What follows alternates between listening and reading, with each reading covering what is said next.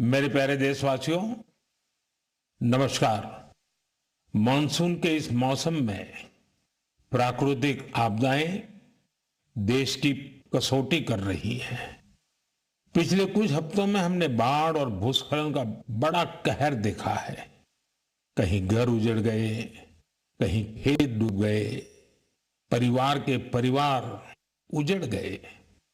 पानी के तेज बहाव में कहीं पुल बह गए, सड़कें बह गई, लोगों का जीवन संकट में फंस गया। इन घटनाओं ने हर हिंदुस्तानी को दुखी किया है। जिन परिवारों ने अपने प्रियजन खोए, उनका दर्द हम सबका दर्द है। जहां भी संकट आया, वहां के लोगों को बचाने के लिए हमारे एनडीआरएफ, एसडीआरएफ के जवान, अन्य सुरक्षा बल, हर कोई दिन रात जुटे रहे। जवानों ने तकनीक का सहारा भी लिया है। थर्मल कैमरे, लाइव डिटेक्टर, स्नीफर डॉग्स और ड्रोन सर्विलेंस ऐसे अनेक आधुनिक संसाधनों के सहारे राहत कार्य में तेजी लाने की भरपूर कोशिश की गई। इस दौरान हेलीकॉप्टर से राहत सामग्री पहुंचाई गई, घायलों को एयरलिफ्ट किया गया। आपदा की घड़ी में सेना मददगार बनकर सामने आई। स्थानीय लोग, सामाजिक कार्यकर्ता, डॉक्टर, प्रशासन, संकट की इस घड़ी में सभी ने हर संभव प्रयास किया। मैं ऐसे हर नागरिक को हृदय से धन्यवाद देता हूं, जिन्होंने इस कठिन समय में मानवीयता को सबसे ऊपर रखा हुआ है। मेरे प्यारे देशवासियों, बाढ़ और बारिश की इस तबाही के बीच जम्मू कश्मीर ने दो बहुत खास उपलब्धियां भी हासिल की हैं।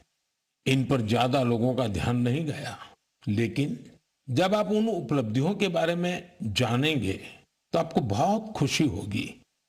जम्मू कश्मीर के पुलवामा के एक स्टेडियम में रिकॉर्ड संख्या में लोग इकट्ठा हुए। यह पुलवामा का पहला डे नाइट क्रिकेट मैच खेला गया। पहले ये होना असंभव था, लेकिन अब मेरा देश बदल रहा है। ये मैच रॉयल प्रीमियर लीग का हिस्सा है, जिसमें जम्मू कश्मीर की अलग अलग टीमें खेल रही हैं। इतने सारे लोग, खासकर युवा, पुलवामा में रात के समय हजारों की तादाद में क्रिकेट का आनंद लेते हुए, ये नजारा वाकई देखने लायक था। साथियों, दूसरा आयोजन जिसने ध्यान खींचा वो है देश में हुआ पहला खेलो इंडिया वाटर स्पोर्ट्स फेस्टिवल, और वो भी श्रीनगर की डल झील पर हुआ। सचमुच ऐसा उत्सव आयोजित करने के लिए ये कितनी खास जगह है। इसका उद्देश्य है जम्मू कश्मीर में वाटर स्पोर्ट्स को और लोकप्रिय बनाना। इसमें पूरे भारत से 800 से अधिक एथलीट्स ने हिस्सा लिया। महिला एथलीट्स भी पीछे नहीं रही, उनकी भागीदारी भी लगभग पुरुषों के बराबर थी। मैं उन सभी खिलाड़ियों को बधाई देना चाहता हूं जिन्होंने इसमें भाग लिया। विशेष बधाई मध्य प्रदेश को, जिसने सबसे ज्यादा मेडल जीते। उसके बाद हरियाणा और उड़ीसा का स्थान रहा। जम्मू कश्मीर की सरकार और वहां की जनता की आत्मीयता और मेहमान नवाजी की मैं भूरी भूरी प्रशंसा करता हूं। साथियों, इस आयोजन से जुड़े अनुभव को आप तक पहुंचाने के लिए मैंने सोचा है कि ऐसे दो खिलाड़ियों से भी बात करूं जिन्होंने इसमें हिस्सा लिया। उनमें से एक है ओडिशा की रश्मिता साहू और दूसरे हैं श्रीनगर के मोहसिन अली। आइए सुनते हैं वो क्या कहते हैं। रश्मिता जी, नमस्ते। नमस्ते सर। जय जगन्नाथ। जय जगन्नाथ सर। रश्मिता जी, सबसे पहले तो आपको खेल जगत में सफलता के लिए बहुत बहुत बधाई। Thank you sir.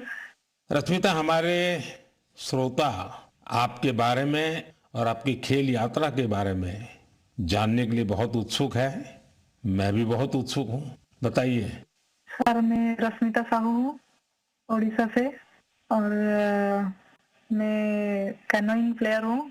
मैं 2017 से स्पोर्ट्स ज्वाइन किया था, कैनोइंग शुरू किया था और मैं नेशनल लेवल में नेशनल चैंपियनशिप और नेशनल गेम्स में पार्टिसिपेट किया हूँ। मेरा 41 मेडल्स है, 13 गोल्ड, 14 सिल्वर और 14 ब्रॉन्ज मेडल सर। इस खेल की रुचि कैसे बनी? सबसे पहले किसने आपको इस तरफ प्रेरित किया? आपके परिवार में खेल का वातावरण है क्या? नहीं सर, मैं जिस गांव से आती हूँ उसमें खेल का कोई ये नहीं था। तो इधर नदी में बोटिंग हो रहा था तो ऐसे स्विमिंग के लिए गया था, तो ऐसे मैं और मेरा दोस्त लोग ऐसे स्विमिंग कर रहा था तो एक बोट गया है कैनोइंग काइकिंग का, तो मेरे को उसके बारे में कुछ पता नहीं था। तो मैंने मेरा दोस्त को पूछा ये क्या है, तो दोस्त ने बताया कि उधर जगतपुर में साई स्पोर्ट्स सेंटर है, उसमें खेल का होता है, उसमें मैं भी जाने वाली हूँ। मेरे को बहुत इंटरेस्टिंग लगा, तो ये क्या है मुझे पता भी नहीं था। ये तो पानी में बच्चे लोग कैसे करते हैं, बोटिंग करते हैं। मैं उसको बोला कि मुझे भी जाना है, कैसे कैसे जाना है मुझे भी बताओ।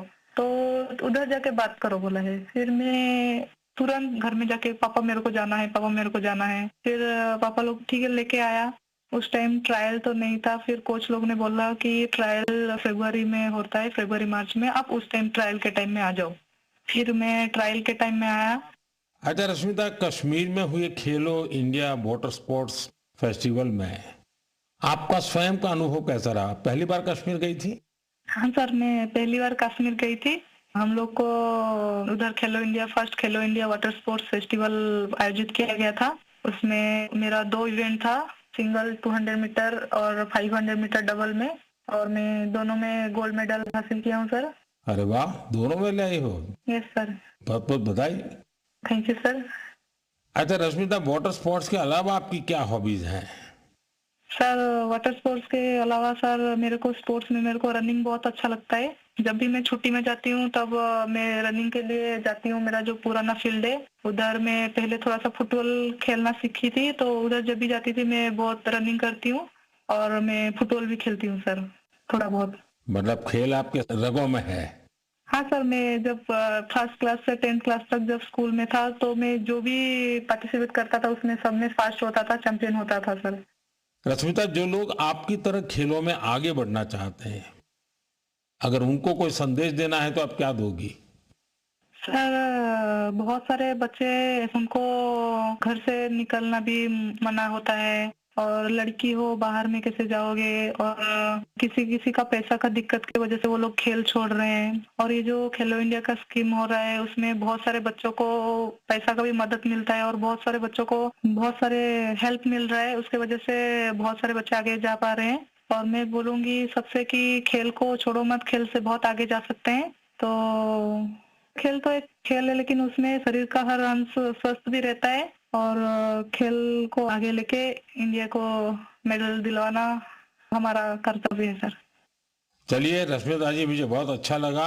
आपको फिर से एक बार बहुत बहुत बधाई, और आपके पिताजी को भी मेरी तरफ से प्रणाम कहिएगा, क्योंकि उन्होंने इतनी कठिनाइयों के बीच भी एक बेटी को आगे बढ़ने के लिए इतना प्रोत्साहन दिया। मेरी बहुत बहुत शुभकामनाएं हैं। धन्यवाद। Thank you sir. जय जगन्नाथ। जय जगन्नाथ सर। मोहसिन अली, नमस्ते। नमस्ते सर।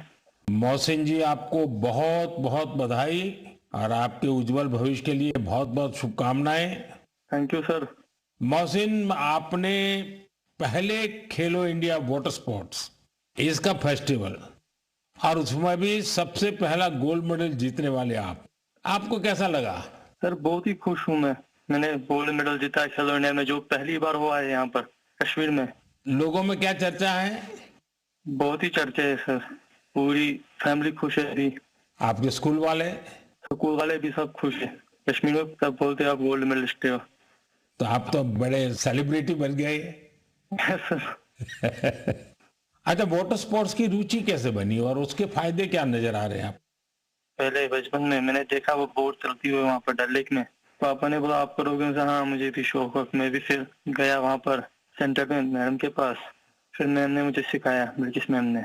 अच्छा मोहसिन, पूरे देश के लोग आए थे, पहली बार वाटर स्पोर्ट्स का कार्यक्रम हुआ, और वो भी श्रीनगर में हुआ, वो भी डल झील में हुआ। इतने सारे देश के लोग आए, तो वहाँ के लोगों को क्या फील होता था? बहुत ही खुशी है सर, सब बोल रहे अच्छी जगह है, पूरा अच्छा है, यहाँ पर फैसिलिटी सब कुछ अच्छी है, सब यहाँ पर सब कुछ अच्छा रहा है खेलो इंडिया में। तो आप कहीं खेलने के लिए कश्मीर के बाहर गए हैं कभी? इससे मैं भोपाल गया हूँ, गोवा गया हूँ, केरला गया हूँ, हिमाचल गया हूँ। अच्छा, फिर आप तो पूरा हिंदुस्तान देख लिए है। Yes sir. अच्छा, ये इतने सारे खिलाड़ी वहां आए थे, यस सर। तो नए दोस्त बनाए कि नहीं बनाए? सर बहुत दोस्त बना दिए, एक साथ भी घूमे हम यहाँ पर, डल लेक में, लाल चौक में, पूरे जगह घूमे हम सर। पहलगाम भी गए थे। यस सर, पूरी जगह। देखिए, मैंने तो देखा है कि जम्मू कश्मीर में स्पोर्ट्स टैलेंट बड़ा गजब का है जी। Yes sir. हमारे जो जम्मू कश्मीर के नौजवान है, वो देश का नाम रोशन करे, इतना सामर्थ्य है उनके अंदर, और आपने करके दिखाया है। सर मेरा ड्रीम है ओलंपिक में मेडल जीतना, वही ड्रीम है। वाह, शाबाश। वही ड्रीम है सर। देखिए, आपसे सुन करके ही मेरे तो रोंगटे खड़े हो गए। सर ये वही ड्रीम है मेरा, ओलंपिक में मेडल जीतना, देश के लिए नेशनल एंथम बजाना, बस वही ड्रीम है मेरा। मेरे देश का एक मजदूर परिवार का बेटा इतने बड़े सपने देखता है, मतलब ये देश बहुत आगे बढ़ने वाला है। सर बहुत आगे बढ़ने वाला है। हम शुक्रगुजार है इंडिया गवर्नमेंट का, जिनने इतना यहाँ पर खेलो इंडिया यहाँ पर पहली बार हुआ है सर। तभी तो तुम्हारा स्कूल में भी जय जयकार चलता होगा। Yes sir.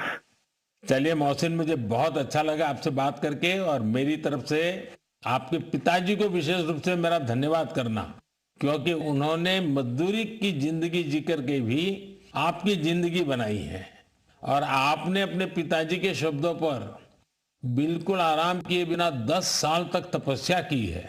ये खिलाड़ी के लिए बहुत बड़ी प्रेरणा होती है, और आपके कोच को भी मैं बहुत बधाई देता हूं कि जिन्होंने आपके पीछे इतनी मेहनत की। मेरी तरफ से बहुत बहुत शुभकामनाएं, बहुत बहुत बधाई भैया। Thank you sir. नमस्कार सर। जय हिंद।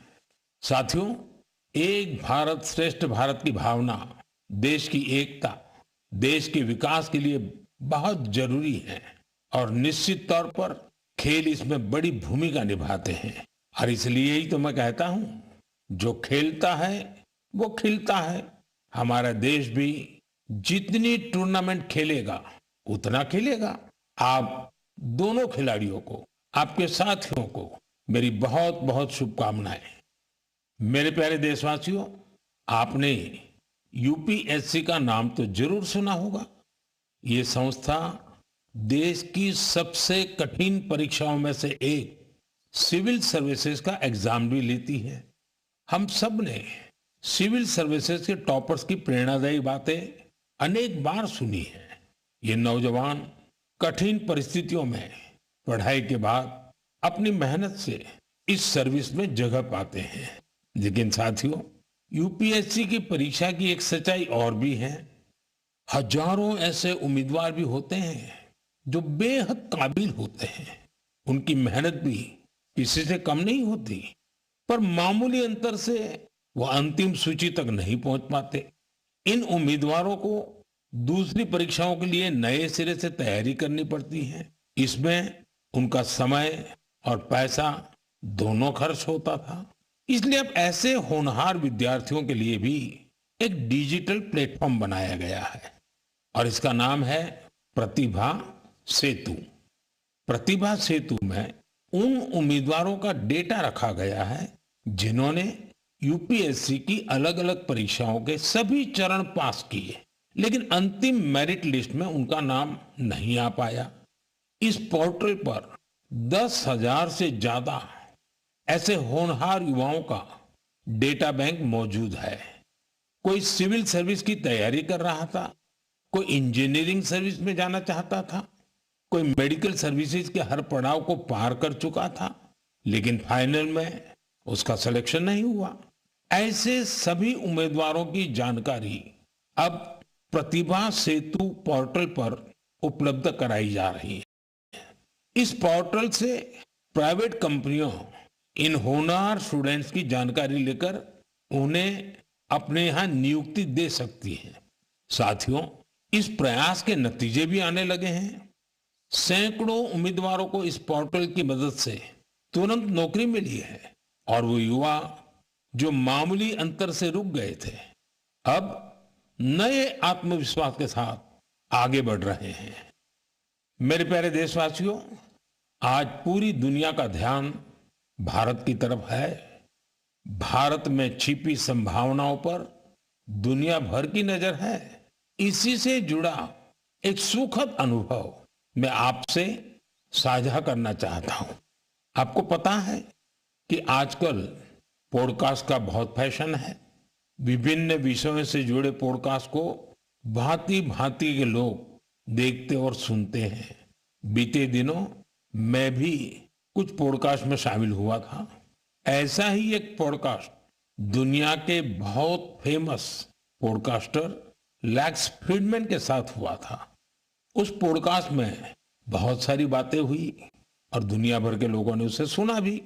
और जब पॉडकास्ट पर बात हो रही तो बातों बातों में ऐसे ही मैंने एक विषय उठाया था। जर्मनी के एक खिलाड़ी ने उस पॉडकास्ट को सुना और उसका ध्यान मैंने उसमें जो बात बताई थी उस पर केंद्रित हो गया। उन्होंने उस टॉपिक से इतना कनेक्ट किया कि पहले उन्होंने उस टॉपिक पर रिसर्च की और फिर जर्मनी में भारतीय दूतावास से संपर्क किया और उन्होंने चिट्ठी लिखकर बताया कि वो उस विषय को लेकर भारत से जुड़ना चाहते हैं।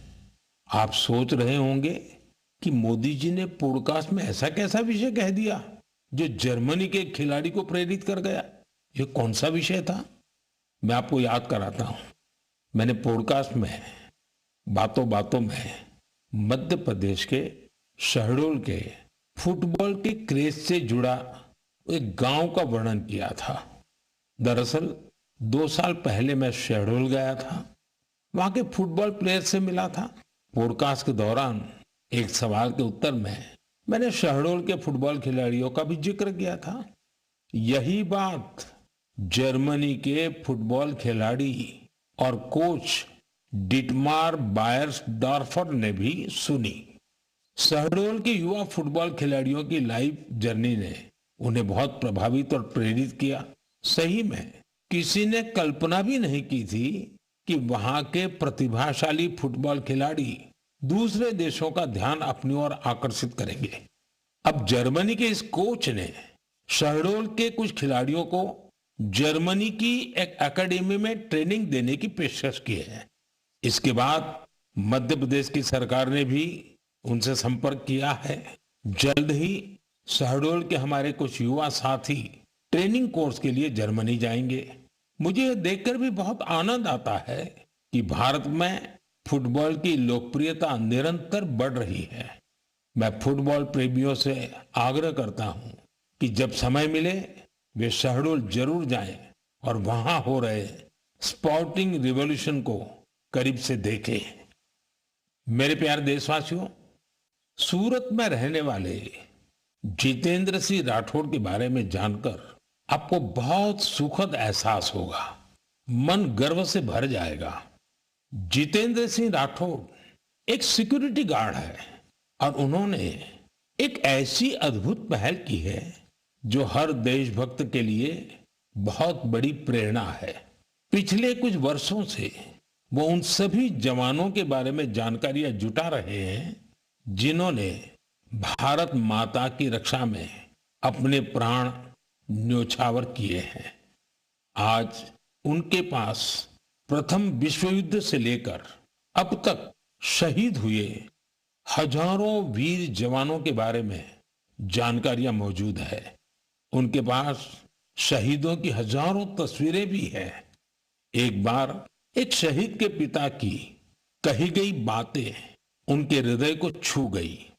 शहीद के पिता ने कहा था, बेटा गया तो क्या हुआ, वतन तो सलामत है ना।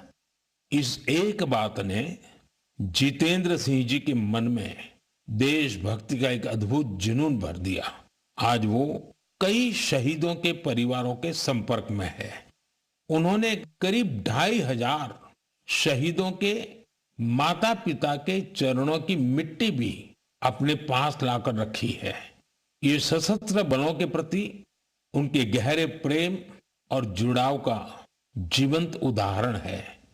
जितेंद्र जी का जीवन हमें देशभक्ति की वास्तविक सीख देता है। मेरे प्यारे देशवासियों, आजकल आपने देखा होगा, अक्सर घर की छतों पर, बड़ी इमारतों पर, सरकारी दफ्तरों में सोलर पैनल चमकते हुए दिखाई देते हैं। लोग अब इसके महत्व को समझ रहे हैं और खुले मन से अपना रहे हैं। हमारे देश पर सूर्यदेव की इतनी कृपा है, तो क्यों न उनकी दी हुई उस ऊर्जा का पूरा उपयोग करें। साथियों, सोलर पावर से किसानों की जिंदगी भी बदल रही है। वही खेत, वही मेहनत, वही किसान, लेकिन अब मेहनत का फल कहीं ज्यादा है। ये बदलाव आ रहा है सोलर पंप से और सोलर राइस मिल से। आज देश के कई राज्यों में सैकड़ों सोलर राइस मिल लग चुकी है। इन सोलर राइस मिलों ने किसानों की आय के साथ ही उनके चेहरे की रौनक भी बढ़ा दी है। साथियों, बिहार की देवकी जी ने सोलर पंप से गांव की किस्मत बदल दी है। मुजफ्फरपुर के रतनपुरा गांव के रहने वाली देवकी जी को लोग अब प्यार से सोलर दीदी कहते हैं। देवकी जी, उनका जीवन आसान नहीं था। कम उम्र में शादी हो गई, छोटा सा खेत, 4 बच्चों की जिम्मेदारी और भविष्य की कोई साफ तस्वीर नहीं, लेकिन उनका हौसला कभी टूटा नहीं। वो एक सेल्फ हेल्प ग्रुप से जुड़ी और वहीं उन्हें सोलर पंप के बारे में जानकारी मिली। उन्होंने सोलर पंप के लिए प्रयास शुरू किए और उसमें सफल भी रही। सोलर दीदी के सोलर पंप ने इसके बाद जैसे गांव की तस्वीर ही बदल दी। जहां पहले कुछ एकड़ में जमीन की सिंचाई हो पाती थी, अब सोलर दीदी के सोलर पंप से 40 एकड़ से ज्यादा क्षेत्र में पानी पहुंच रहा है। सोलर दीदी के इस अभियान में गांव के दूसरे किसान भी जुड़ गए हैं। उनकी फसलें हरी भरी होने लगी हैं, आमदनी बढ़ने लगी। साथियों, पहले देवकी जी की जिंदगी 4 दीवारी के भीतर सिमटी हुई थी, लेकिन आज वो पूरे आत्मविश्वास से अपना काम कर रही है। सोलर दीदी बनकर पैसे कमा रही है और सबसे दिलचस्प बात की, वो क्षेत्र के किसानों से यूपीआई के जरिए पेमेंट लेती है।